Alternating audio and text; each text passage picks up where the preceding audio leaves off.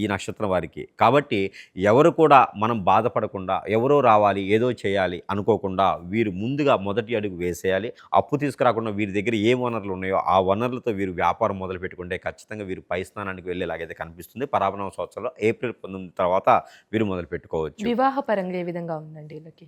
వివాహం అయితే గనక వీరికి లవ్ అనేది అంత సక్సెస్ లేదు. గత 7 సంవత్సరాల నుంచి ప్రేమించాను, 5 సంవత్సరాల నుంచి ప్రేమించానంటే ప్రేమలో ఉన్నటువంటి అట్రాక్షన్ వేరు, పెళ్లి దగ్గరకొచ్చేటువంటి అట్రాక్షన్ వేరు. కాబట్టి వీరికి అరేంజ్ మ్యారేజే అవుతుంది. ఎవరినైనా లవ్ చేయనియండి, ఎంతమందిని లవ్ చేసినా అది అట్రాక్షన్ మాత్రమే ఉంటుంది.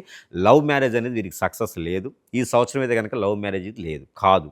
కాబట్టి వీరికి పెళ్లి అనేది ఆగస్టు తర్వాత చేసుకుంటే కొంచెం గురుబలం అయితే వీరికి లభ్యపడుతుంది. కాబట్టి ఆగస్టు లోపు అయితే గనక ఎక్కడైనా తొందరపాటుగా ఉంటే పడమర వైపు నుంచి వచ్చే సంబంధాలు, దక్షిణ వైపు నుంచి వచ్చే సంబంధాలు వీరికి కుదురుతాయి. కాబట్టి మన అబ్బాయిని గాని, మన అమ్మాయి గాని అనిపించుకోవచ్చు.